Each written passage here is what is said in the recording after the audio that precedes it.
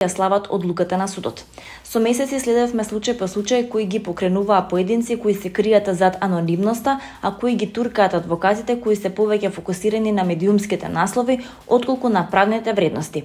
Другите тврдења како ова што беше отврлено денеска исто така нема да се одржат на суд, рекол неговиот правен тим, пишува People.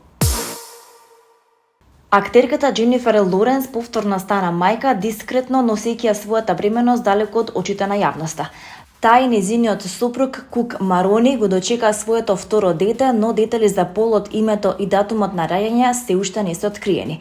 Извор ја потврди возбудливата вест за People, откако со недели кружеле шпекулации дека 34 годишната Оскаровка тајно се породила. Лоренс и Марони, кои се венчаа во октомври 2019 година, веќе се родители на 3-годишниот син Си, а сега нивното семејство се прошири со уште еден член.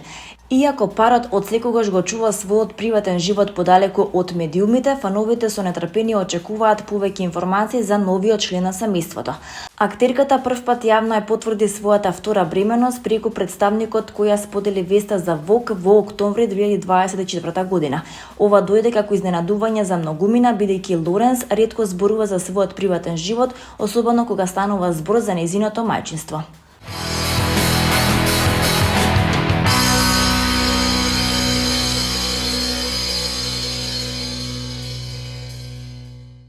Весна Гиновска-Илкова е родена на 2 април 1972 година во Скопје. Таа е позната македонска оперска пејачка сопран. Весна Гиновска-Илкова е првенка на операта на МНТ.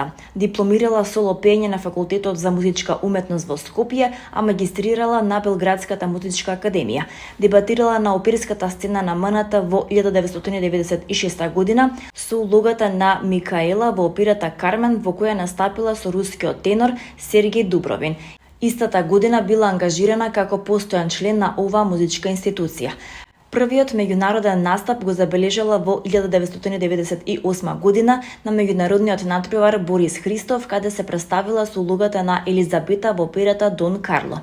Потоа таа настапила на повеќе познати сцени широм светот, а во 2014 година одржала рецитал во Њујорк. Како признание на нејзините успеси, Стопанската комора на Македонија ја прогласила за почесен амбасадор на културата во Република Македонија.